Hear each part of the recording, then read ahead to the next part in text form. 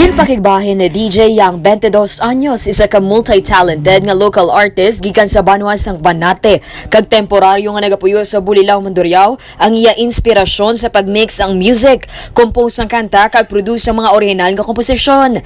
Sa karon si DJ Yang ang yara sa idalom sang Warner Music Group Entertainment Company. Sunod kay DJ Yang, 11 anyos pa lang inisang nakitaan na sang potensyal kag hilig sa pagmix ng music ang iya mga ginikanan. Sang damlag lang nalakip si DJ Yang sa 34 ka mga local artist nga na-nominate bilang People's Favorite Male Artist Award.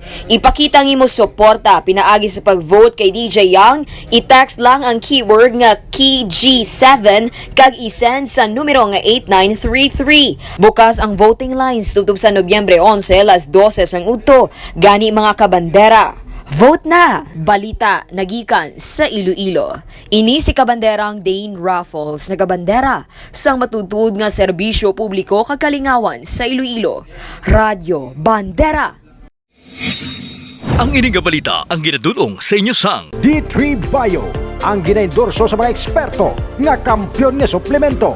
Himo sa gin-extract nga virgin coconut oil nga may antiviral kag antibacterial properties nga sarang makatap na sa mga cancer cells kag mga bukol-bukol sa lawas. Ang D3 Bio, mabakal sa mga butika sa Iloilo.